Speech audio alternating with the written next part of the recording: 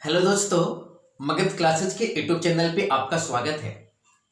आज दोस्तों हम लोग पढ़ने वाले हैं मोटिवेशन, जिसको हिंदी में बोलते हैं अभिप्रेरणा। दोस्तों, इससे पिछले वाले वीडियो में मैंने आपको पढ़ाया था चिंतन। जो विद्यार्थी नहीं पढ़े होंगे इससे पिछले वाले वीडियो को देख लेंगे। और चिंतन का अर्थ होता है समस्या का समाधान। तो आप लोग अपने समस्याओं को समाधान कर लिए होंगे। यदि समस्याएं आपका समाधान नहीं हो रहा है तो मैं आपको आज मोटिवेट करके आपके समस्याओं को समाधान करेंगे।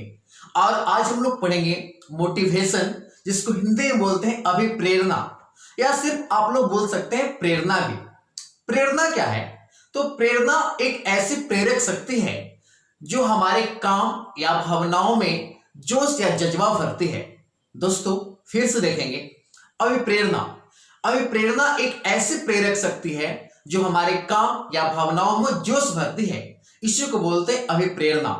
यानी जो आप काम कर रहे हैं उस काम में यदि मैं आपको गति प्रदान कर दूं, यानी आप अभिप्रेरित हो गए, आप मोटिवेट हो गए। आप जो सोच रहे हैं कि मुझे शिक्षक बनना है और मैं आपको अपने पढ़ाए गए तथ्य से सीटेट की परीक्षाएं में प्रश्न यही से आएंगे और आप पास हो जाएंगे, तो वहां भी आप मोटिवेट हो गए। यानी दोस्तों कहने का अर्थ है कि कोई प्रेरक शक्ति होगा। जैसे प्रेरक शक्ति यानी कहने का अर्थ क्या हो गया? पैसा कमाना, आप अपने आवश्यकताओं को पूर्ति करना, आप जो कहने का अर्थ है जॉब का टारगेट रखें उस जॉब की पूर्ति होना, जीवन स्तर में सुधार होना, ये आपका क्या है? अभिप्रेरणा है। यानी किसी से अभिप्रेरणा आप क्यों हासिल करना चाहते हैं? आपका मकसद यही होता है कि हम अपने जीवन स्तर को क्या करें? सुधार करें। यानी दोस्तों कहने का अर्थ है कि अभिप्रेरणा बहुत शक्तिशाली होता है। और यदि आपको कोई भी व्यक्ति अभिप्रेरित कर रहा है तो आपके मन में जो संदेह है या जो भय है उसको दूर कर रहा है, और दूर करके आप में जोश और जज्बा भर दे रहा है। यही आपके लिए मोटिवेशन है। यानी कहने का अर्थ है कि मोटिवेशन बहुत शक्तिशाली होता है जो मन में उत्पन्न संदेह को दूर करके जोश और जज्बा भर के गतिशीलता प्रदान करता है। इसी को हम लोग बोलते हैं दोस्तों अभिप्रेरणा या प्रेरणा। अब देखिए दोस्तों, आप कोई काम क्यों करते हैं? पैसा कमाने के लिए। यानी आपका मकसद क्या है? पैसा है। यानी कहने का अर्थ है कि किसी भी काम करने का वजह अभिप्रेरणा होता है। यानी जब तक आप अभिप्रेरित नहीं होंगे तब तक कोई काम नहीं करेंगे, क्योंकि प्रेरणा किसी भी व्यक्ति के अंदर काम करने की लगन पैदा करता है। यदि आपको प्रेरणा नहीं होगा तो आपके अंदर काम करने का लगन पैदा नहीं होगा। दोस्तों आप लोग सुने होंगे कि आप किसी को कितना भी कहते हैं तो वह कुछ नहीं कर पाता है, यानी आपकी बातों का असर उस पर पड़ता ही नहीं है। तो एक बात याद रखेंगे, अभी प्रेरणा का सबसे बड़ा दुश्मन आत्मसंतुष्टि है।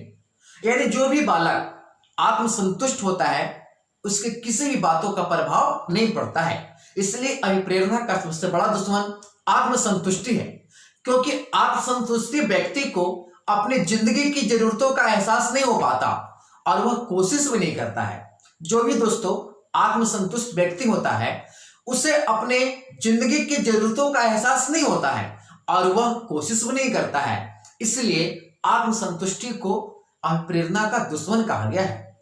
अब दोस्तों यहां पे मैं आपको बतला रहा हूं, शिक्षक या अभिभावक किसी भी बालक को प्रेरित करते हैं तो क्या वह प्रेरणा देते हैं? नहीं।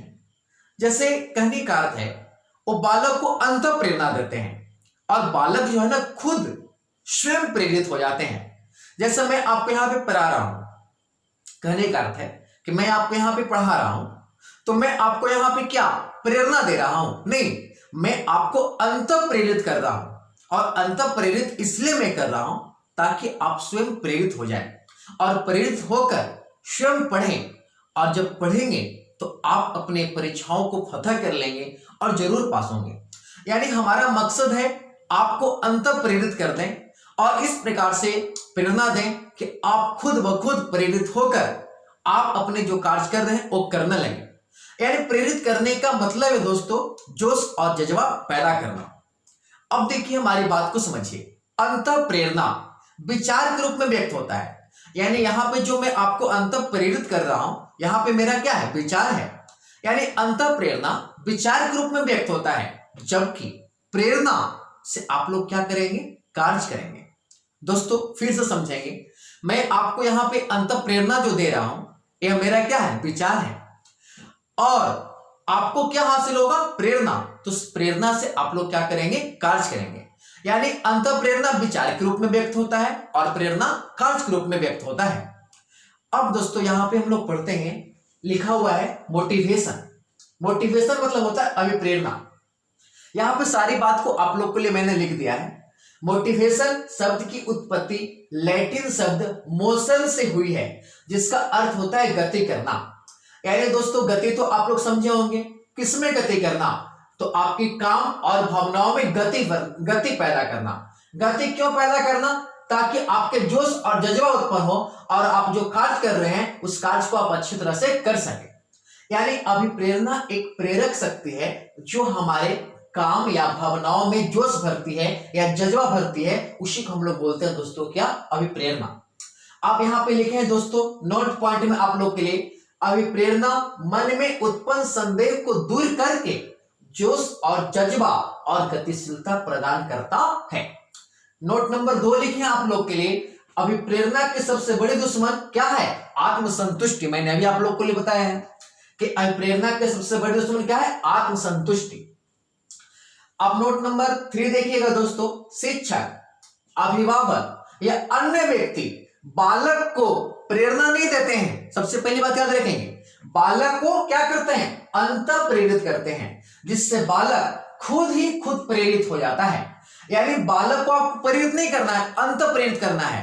प्रेरित बालक खुद ब खुद हो जाएगा कब, जब बालक को आप अंतः प्रेरित करेंगे तब। एक बहुत बार सीटेट के परीक्षाओं में क्वेश्चन आया है कि शिक्षक, अभिभावक या अन्य व्यक्ति बालक को क्या करते हैं, अंतः प्रेरित करते हैं, तो बालक खुद ब खुद क्या होते हैं, प्रेरित हो जाते हैं। यहां पे नोट नंबर नेक्स्ट लिखे हैं दोस्तों, अंतः प्रेरणा विचार के रूप में व्यक्त होता है। मैंने बोला कि अंतः प्रेरणा जैसे हम आपको पढ़ा रहे हैं तो मेरा विचार है, यानी अंतः प्रेरणा विचार के रूप में व्यक्त होता है, जबकि अभिप्रेरणा या प्रेरणा कार्य के स्तर में व्यक्त होता है। कार्य के स्तर पर क्या होता है, व्यक्त होता है। नेक्स्ट लिखे आप लोग के लिए दोस्तों नोट में, अभिप्रेरणा का महत्व बालक के व्यवहार के कारणों को समझने में होता है। यानी अभिप्रेरणा से आप बालक के व्यवहार के कारणों को समझ सकते हैं। और एक बात आप लोग और जान लीजिए दोस्त, अभिप्रेरणा जो है आग की तरह है, यानी आग को जलने के लिए ईंधन चाहिए, उसी प्रकार से आपको हम पे विश्वास होना चाहिए। यदि हमारे पे आपको विश्वास होगा तो आप अंतः प्रेरित होंगे, और जब अंतः प्रेरित होंगे तो आपके लिए हमारा जो विश्वास होगा ईंधन का काम करेगा, और ईंधन का काम करेगा तो आप प्रेरित होकर खुद ब खुद कार्य करेंगे और पढ़ेंगे। अब हम लोग यहां पे देखेंगे दोस्तों कुछ मनोवैज्ञानिकों के आधार पर परिभाषाएं। फर्स्ट मनोवैज्ञानिक हैं रेली एवं लेविस। इनका कहना है, एक परिभाषाएं आपके बुक में भी लिखा हुआ मिल जाएगा, रेली एवं लेविस, अभिप्रेरणा एक वैसा बल है जो व्यक्ति के अंदर उत्पन्न होता है। यानी अभिप्रेरणा एक ऐसा बल है जो आपके अंदर ही उत्पन्न होता है। नेक्स्ट दोस्तों आपके मनोवैज्ञानिक है मैकडूगल।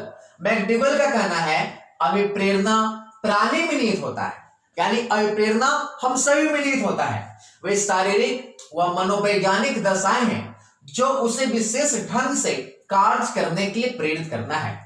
यानी अभिप्रेरणा जो है दोस्तों वो आपको विशेष रूप से कार्य करने के लिए क्या करता है, प्रेरित करता है।